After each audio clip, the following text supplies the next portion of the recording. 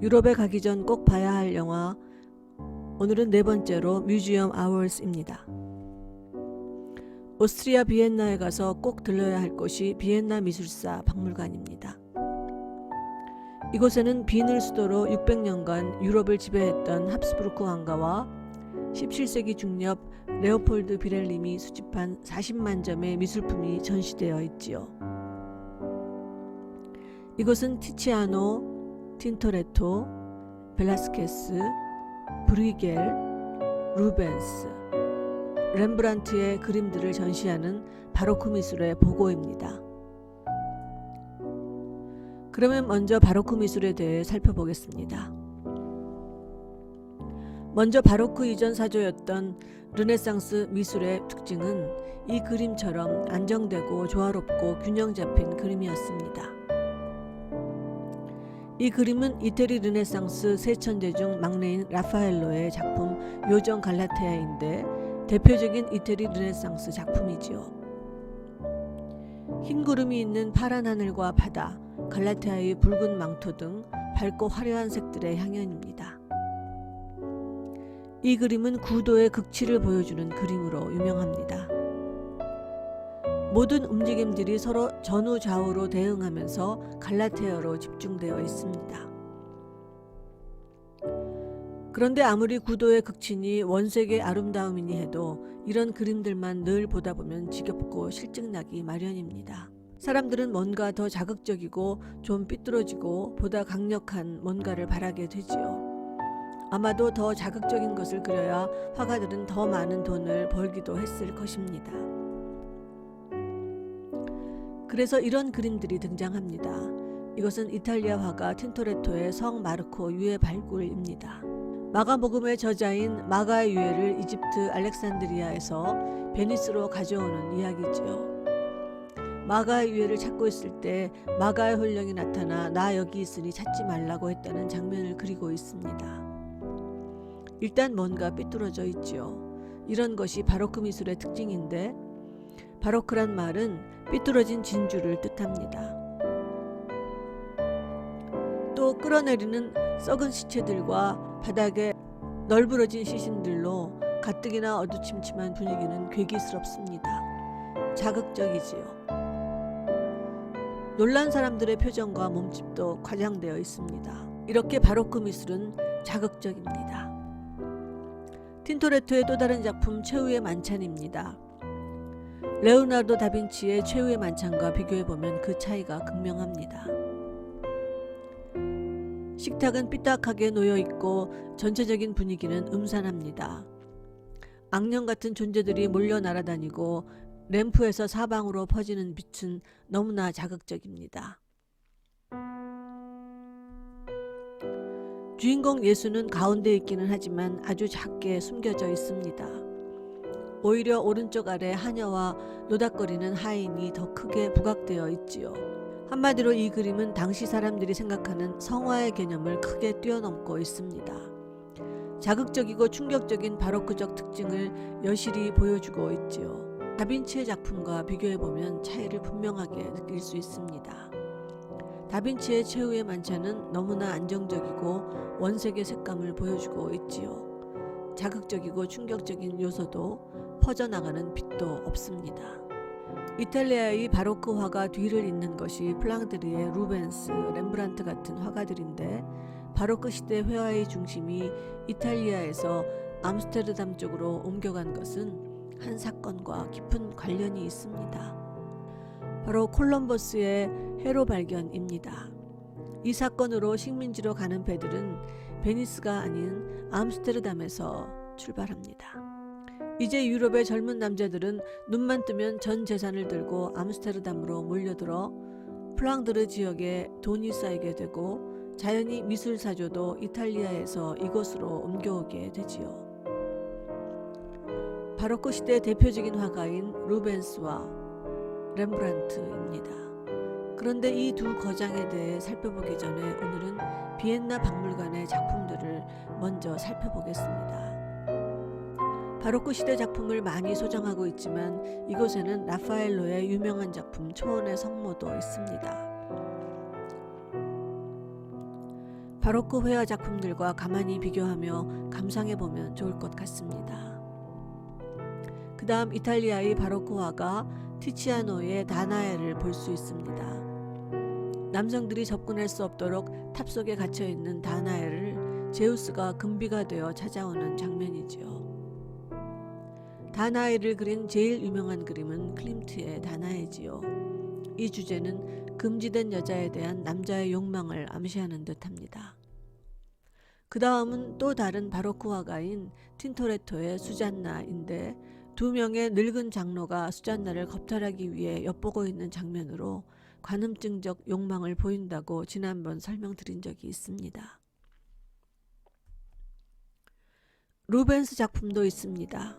성모순천과 루벤스의 두 번째 부인이었던 엘렌 프루망의 누드입니다. 루벤스는 첫 부인과 사별 후 53세에 16세의 두 번째 부인을 만나 5명의 자녀를 낳고 화목하게 살았다고 합니다. 또 합스부르크 왕가의 공주를 그린 벨라스케스의 푸른 드레스를 입은 마르가리타 공주도 있습니다. 긴 주걱턱은 합스부르크 왕가만의 특징이었다고 합니다. 우리나라에서 열렸던 비엔나 미술사 박물관전의 포스터인데 합스부르크 왕가 컬렉션 바로크 거장들이라고 쓰여 있습니다. 또 이곳에는 렘브란트의 자화상도 있는데 90여 개의 자화상 중 특히 궁핍하고 쓸쓸한 노년기를 보여주는 초라한 자화상입니다. 삶의 덧없음과 젊은 날에 대한 회한을 느끼게 합니다. 그런데 이 미술관이 소장하고 있는 최고의 작품은 단연 피터 브리겔의 작품들입니다. 어쩌면 이 미술관은 그의 그림을 보기 위해 꼭 가야 하는 곳이라고 할 수도 있습니다. 브리겔은 플랑드르의 안트웨르펜에서 활동했습니다. 환상적인 풍자화 시리즈를 그렸지요.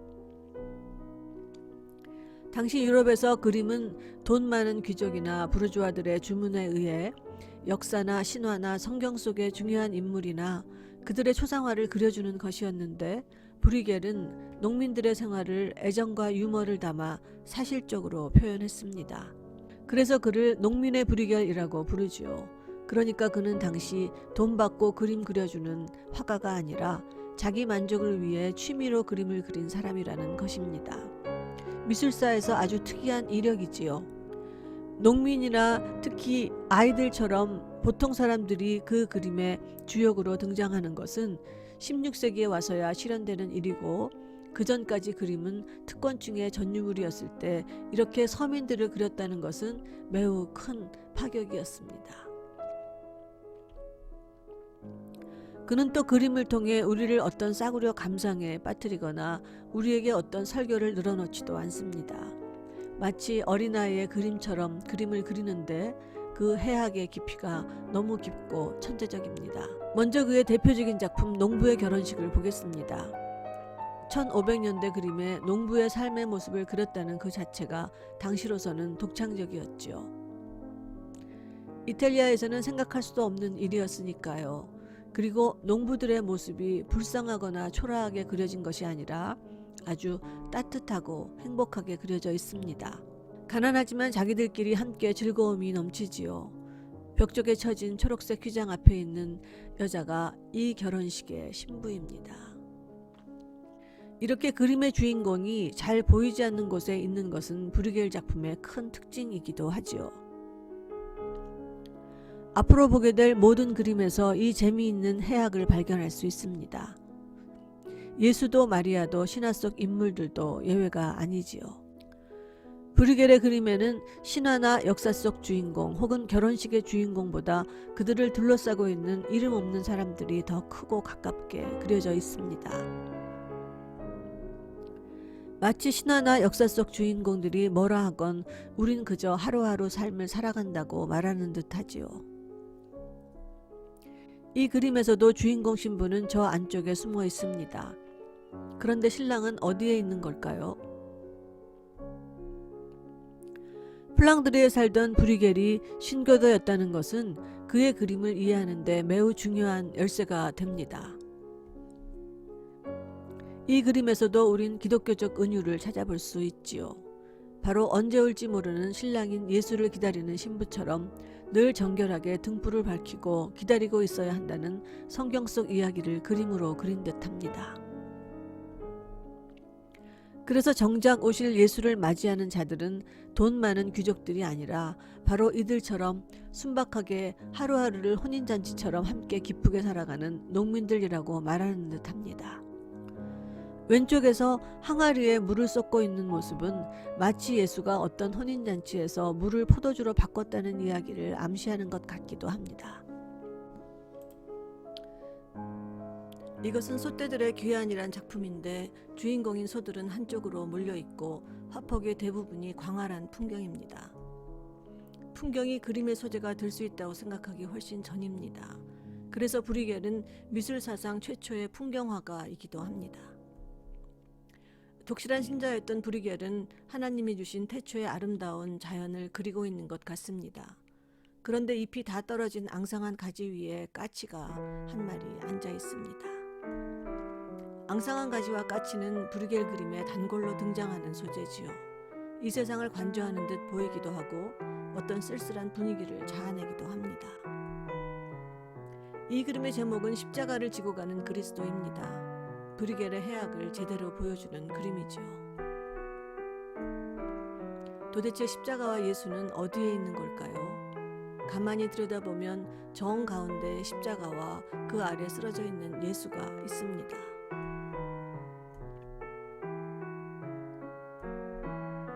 그리고 여기서는 병사가 십자가를 대신 지고 갈 사람을 끌고 가려고 하고 있죠. 여기에는 예수의 십자가 아래 있었다는 3명의 마리아가 있습니다. 저 멀리서는 십자가형을 보기 위해 사람들이 몰려 있습니다. 당시 부패한 교회에서는 오직 마리아와 예수의 형상만 중요시했다면 브리겔의 시선은 보통 사람들을 향해 있습니다. 그들도 예수만큼이나 똑같이 중요한 존재들이라 말하는 듯하지요. 솥대 위에는 역시 작은 까치 한 마리가 이 모든 것을 관조하는 듯 홀로 앉아 있습니다. 가만히 들여다보면 브리겔 그림 안에 이야기는 끝도 없습니다. 베들레헴의 호구조사라는 이 그림도 브리겔식의 해악을 여실히 보여주는 그림입니다. 베들레헴으로 호구조사를 하러 온 마리아와 요셉 이야기입니다. 그런데 요셉과 마리아는 어디에 있을까요? 바로 여기 만삭의 마리아가 말 위에 앉아 있습니다. 등록소엔 사람들이 많아 가까이 가지도 못합니다. 당시 교회에서 그렇게도 신성시하는 성모 마리아가 여기서는 마을 사람들 뒷전에서 홀대받고 있습니다. 그동안 민중위의 왕처럼 군림했던 부패한 교황청에게 보내는 브리겔의 한거일까요? 이제 곧 예수 탄생이라는 어마어마한 사건이 벌어지기 일보 직전인데 아무도 그런 것에는 관심조차 없습니다. 당시 교회 입장에서 보자면 거의 신성모독에 가까운 그림이지요. 이 그림도 바울의 개종이라는 성경 이야기를 그리고 있는데 역시 주인공 바울은 찾아보기 힘듭니다. 군인들 사이에 막 말에서 떨어지는 이 사람이 바로 바울입니다. 개종 전 바울의 이름은 사울이었습니다. 어느 날 그는 크리스천을 죽이기 위해 가던 중 다메섹이라는 곳에서 예수를 만나 사울아 사울아 내가 왜 나를 핍박하느냐 라는 음성을 듣고 놀라 말에서 떨어집니다. 그리고 곧 그는 앞을 보지 못하게 되는데 이후 크리스천으로 개종하고 이름을 바울로 고칩니다. 이방인 선교에 결정적 역할을 하게 되는 바울이 개종하는 순간인데 정작 주인공은 군인들 속에 묻혀 잘 보이지도 않습니다. 브르겔의 그림으로 유명한 비엔나 박물관을 배경으로 만든 영화 뮤지엄 아워즈에서 미술관 안내원은 이 그림에서 바울보다 이 작은 아이를 주목해보라고 합니다. 아주 작은 아이가 몸에 맞지도 않는 큰 군복과 큰 투구를 쓰고 있습니다. 그리고 그림의 한가운데에 서 있지요. 안내하는 여자는 이 작은 아이가 이 지구의 중심 같다고 말합니다. 아무 영문도 모른 채 큰 군복을 걸치고 따라가는 아이 그 모습 그 자체가 삶의 아이러니를 말하는 듯합니다. 이렇게 아무도 주목하지 않았던 또 당시 인간으로 취급되지도 않았던 아이를 그렸다는 것도 브리겔 그림이 가지고 있는 큰 의미입니다. 또 이런 혼란스러움 속에 여기 그림 제일 앞에 노골적으로 그려진 말의 엉덩이는 정말 어이없는 헛웃음을 자아냅니다. 브리겔의 그림 속에는 성과 속이, 영혼과 육체가, 형이상학과 형이하학이 함께 공존하고 있습니다. 이 그림은 바벨탑입니다. 바벨탑을 얘기할 때 꼭 등장하는 그림입니다. 조금 허물어지기도 했지만 여전히 건재합니다. 왼쪽 아래 왕인지 높으신 분의 행차가 있습니다. 그런데 이 그림에도 아주 흥미로운 부분이 있습니다. 여기 아주 작은 사람의 모습이 그려져 있는데 쭈그리고 앉아 지금 막 볼일을 보고 있는 뒷모습입니다. 왕이 행차하고 사람들은 바벨탑을 오르기 위해 혈안이 되어 있지만 나는 내 볼일이나 보겠다는 듯 하지요. 영화 속에서 관람객 중 한 명이 브리겔은 더럽고 추한 것은 그리지 않았느냐고 묻자 안내원이 바벨탑의 이 부분을 보라고 합니다. 브리겔 그림 중 제일 유명하기도 하고 또 웃음을 참을 수 없는 그림이 이것입니다. 바로 이카루스의 추락이란 그림이지요. 이카루스는 그리스 신화에서 다이달로스의 아들로 둘은 신의 저주로 미로 속에 갇히게 되었지요. 그러자 다이달로스는 밀랍과 깃털로 날개를 만들어 함께 탈출하기로 합니다. 그런데 너무 태양 가까이 가면 밀랍이 녹으니 너무 높이 날아서는 안 된다고 아들에게 신신당부를 하지요. 하지만 젊은 이카루스는 아버지의 당부를 잊고 젊은 혈기에 너무 높이 날다 결국 바다로 떨어지고 맙니다. 지나친 야망을 경계하라는 교훈을 내포하고 있지요. 이 그림은 추락한 이카루스를 그린 것이라고 하는데 대체 이카루스는 어디에 있을까요? 바로 여기입니다. 정말 웃음이 나오지요. 이카루스인지 뭔지 신화 속 인물인지 뭔지 지금 내게는 내 밭을 가는 일이 더 중요하다고 말하는 듯하지요. 뭐가 떨어졌나 하면서 하늘을 보는 목동의 모습도 재미있습니다. 어떤 시인은 이 그림에서 영감을 얻어 시를 쓰기도 했다고 합니다. 우울한 날이라는 이 그림에서도 하늘은 곧 폭풍우가 몰아칠 듯하고 저 멀리 강 위에서는 배가 파산하여 두동강이가 났습니다. 하지만 이런 우울한 날 아이들은 놀기에 여념이 없지요. 큰 사건보다 이름 없는 아이들의 놀이가 더 크고 생생합니다. 유아 대학살이란 이 그림도 아이들을 주제로 하고 있지요. 언뜻 제목을 보면 헤로당 시대 유아 대학살 이야기 같지만 집과 사람들 모습은 브리겔이 살던 시대의 모습입니다. 또 창을 들고 서 있는 사람들은 스페인 군복을 입고 있지요. 당시 이곳은 스페인의 속국이었는데 스페인은 점점 더 늘어나는 이곳의 신교도들과 80년 전쟁을 벌였습니다. 플랑드르가 당시 구교의 종주국인 스페인의 지배를 받고 있었다는 것도 브리겔 그림 속에 숨어있는 해악을 이해하는 데 큰 단서가 됩니다. 당시 기득 세력이었던 구교를 거부하는 것은 한편으로 매우 위험스러운 일이기도 했지요. 브리겔은 작품 안에 스페인과 구교를 비판하는 암시를 많이 그려넣었고 죽기 전에는 작품을 다 태우라는 유언을 남기기도 했습니다. 이 그림도 언뜻 보면 재미있게 모여서 무슨 놀이를 하는 듯하지만 자세히 보면 너무나 많은 끔찍한 이야기가 그려져 있습니다. 죽은 아이를 무릎에 놓고 울부짖는 엄마, 땅바닥에 죽어 널브러진 아이, 창을 찌르는 군인들, 죽일 아이를 찾아 창을 들고 문을 박차는 사람. 브리겔의 마음속에 어떤 동심이 이해할 수 없는 이 잔인한 세상을 바라보고 있는 것 같습니다. 마치 볼테르의 소설에 나오는 깡디드나 영화 속의 포레스트 검프가 바라보는 전쟁터의 모습 같다는 생각이 듭니다. 아이들의 놀이들을 상상으로 그린 그림입니다. 아이들을 바라보고 아이들에게 관심을 갖고 더욱이 그림의 소재로까지 삼았다는 것은 브리겔의 남다른 정신세계를 보여줍니다. 그는 그림을 통해 자기가 살았던 시대를 증언하고 싶었던 것 같습니다. 이번에는 어른들 세계 속의 금원들을 모아 그린 것입니다. 브리겔의 그림들은 풍속 연구에도 아주 귀한 자료들입니다. 그 나라 사람이 아니라 이해할 수 없지만 이 그림은 정말 많은 이야기를 담고 있을 것 같습니다. 마지막으로 교수대 위의 까치입니다. 멀리 풍경이 보이고 교수대가 가운데 을씨년스럽게 서 있습니다. 그리고 그 위에 까치 한 마리가 앉아 있지요. 까치에게는 교수대도 그저 또 다른 하나의 나무일 뿐입니다. 인간들 사이에 법인이 사형이니 하는 그 무거운 의미들이 다 부질없어 보입니다. 그런데 그 옆을 보면 또 다른 작은 사형대가 서 있습니다. 나무 십자가지요. 교수에게 처하는 사람을 위해 실제로 세워져 있는 것인지 아니면 브리겔이 집어넣은 것인지 모르겠지만 가만히 두 개의 사형대를 보고 있자면 예수의 서로 사랑하라는 율법보다 인간 사이에서 서로 판단하고 정죄하는 법이 훨씬 더 크고 엄중하다는 느낌입니다. 그런데 그 아래 마을 사람들은 정신없이 즐겁게 춤을 추고 있습니다. 왜 이들은 교수대 앞에서 저토록 정신없이 춤을 추는 걸까요? 십자가를 지고 가는 예수 옆에서도 그저 내 살기에 바빴고 만삭의 마리아 옆에서도 그저 내 할 일에 더 몰두하고 왕이 지나가는 바벨탑 옆에서도 내 볼 일이 더 급했고 떨어지는 이카루스 옆에서도 내 밭을 가는 일이 더 중요했듯이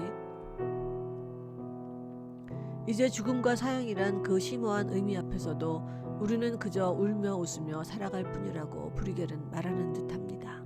브리겔 그림 외에 이 박물관이 소장한 그림 중에 아르침볼도의 작품이 있습니다.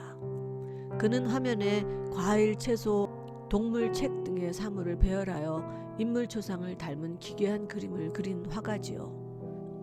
이런 그의 이중 이미지는 20세기에 와서 살버도르 달리와 초현실주의 화가들에게 칭송을 받았습니다. 밀라노 대성당의 스테인드 글라스 디자이너로 출발했으나 프라하로 옮겨가 합스부르크 왕가의 통치자인 막시밀리안 2세와 루돌프 2세의 궁에서 인기 있는 궁정 화가가 되었다고 합니다.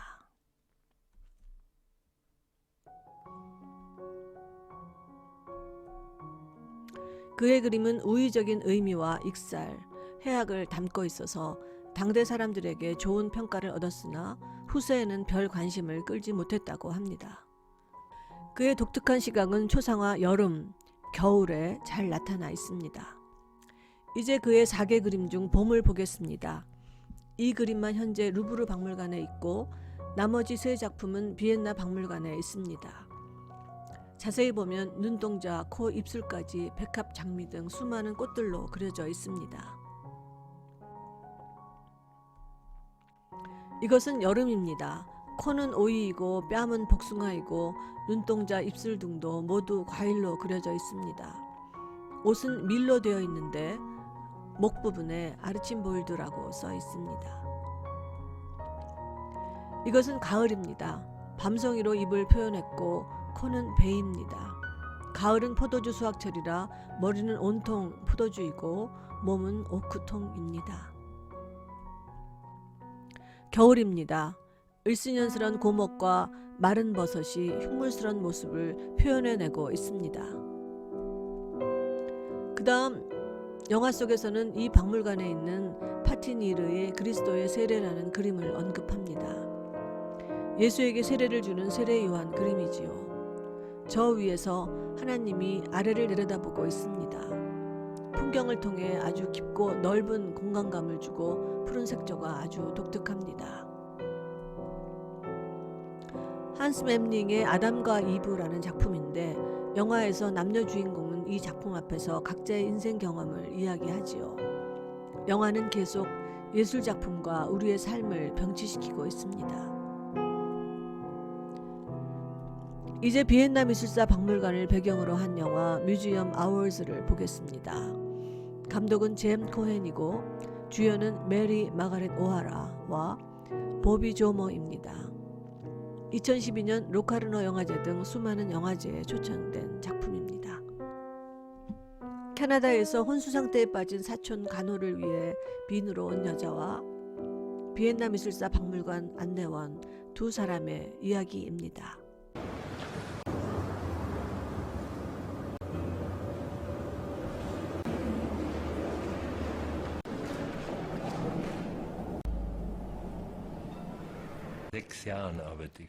요한은 6년째 비엔나 박물관 안내원입니다. Dennoch ist es keine schlechte Arbeit, ganz und gar nicht.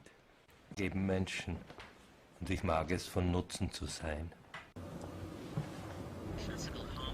이 영화에는 브루겔적인 장면이 많은데 박물관의 주인공인 그림보다 그것을 감상하는 모습을 보여주는 이런 장면이 그렇습니다.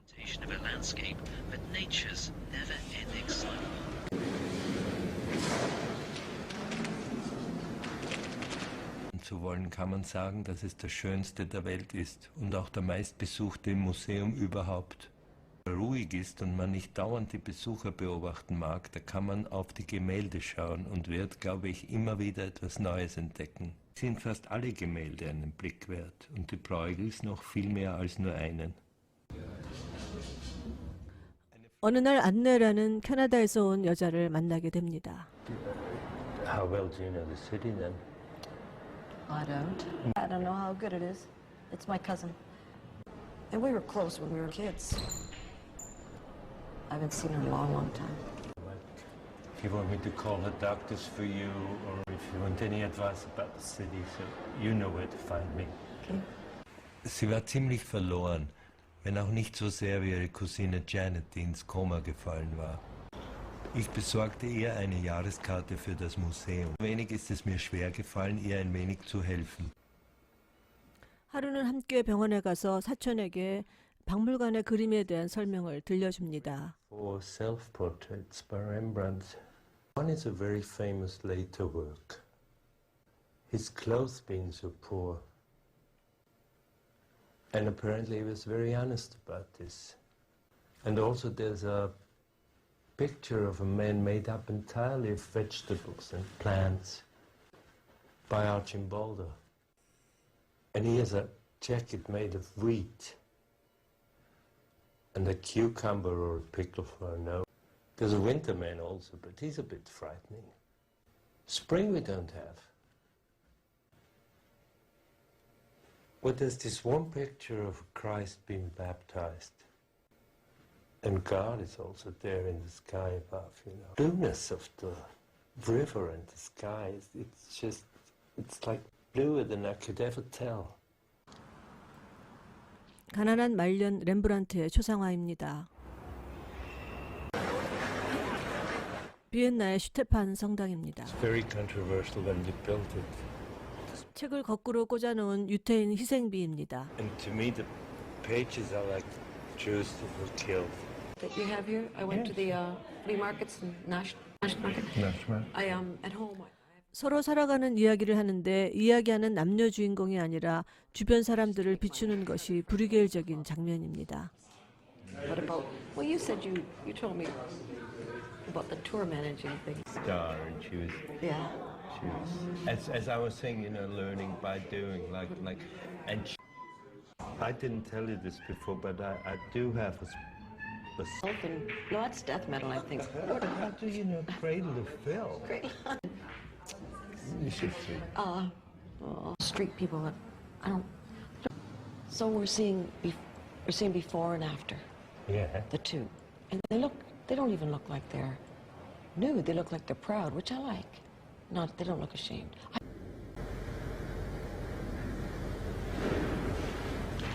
여기서부터 매우 충격적인 장면이 전개되는데 옷을 입고 관람을 하던 사람들이 갑자기 전라가 됩니다. 알고 보면 인간은 별거 아닌 존재라는 의미일까요? 브루겔 그림에 자주 나오는 앙상한 가지와 까치 그리고 주걱턱의 합스부르카 조각품입니다. Besitztümer der damaligen. Einmal stellten wir uns die Frage, wie es überhaupt angefangen hatte mit den Museen. Während der Französischen Revolution der Louvre als eines der ersten wirklich öffentlichen Museen für Kunst eröffnet wurde. 그다음 피라미드 부장품에 대한 설명을 하면서 벼룩시장 장면이 계속 중첩됩니다. 박물관의 부장품에 대한 설명보다 벼룩시장의 물건들이 우리의 삶을 더 많이 이야기해 줍니다.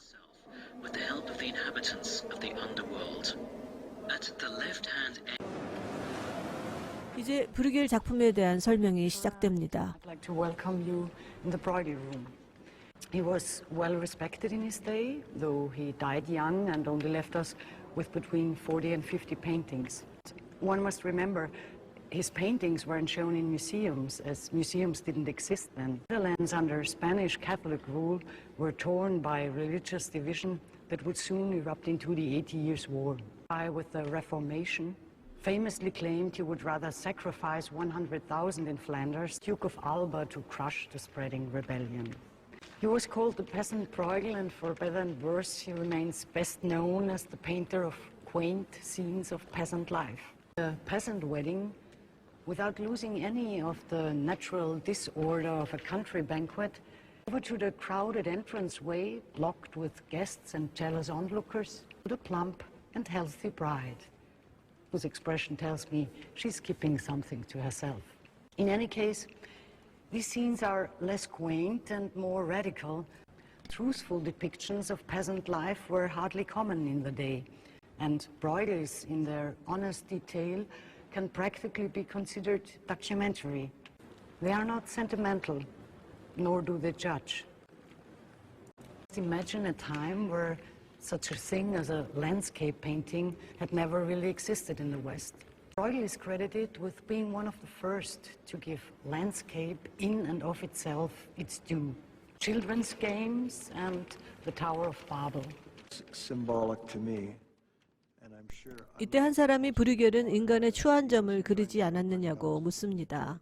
For example, if you take a look over there to these beggars, or here the sick one, or if you take a very close look, very closely, the small figure down here by this river.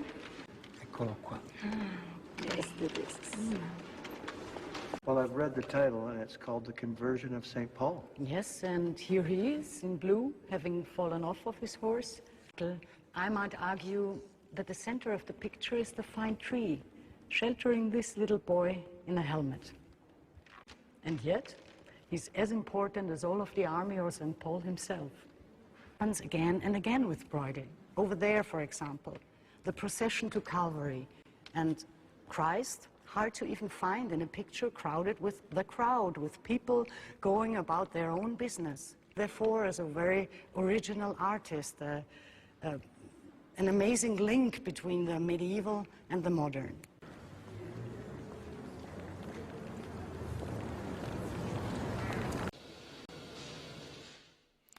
박물관에는 유명한 사람들의 초상화가 즐비하지만 술집에 걸린 사진들이 우리에겐 더 소중합니다.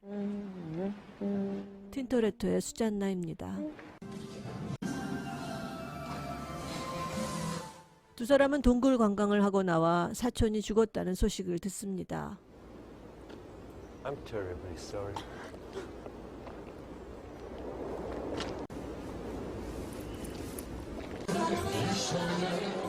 하지만 우리의 인생은 계속됩니다.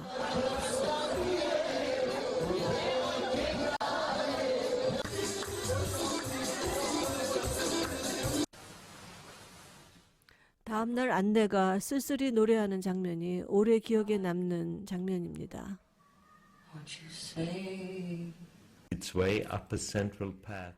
마지막에 창밖에 보이는 지금 내가 보는 장면을 마치 예술품을 설명하듯 설명하면서 Want to wonder then if the main thing could be the path itself. Without turning 건축 현장이나 중고품 가게를 봐도 모든 것이 더덥다 말하며 영화는 끝이 납니다. stone land. One is reminded of the transience of things, the objects in a junk shop window that is by some strange decree open for only 2 hours a week.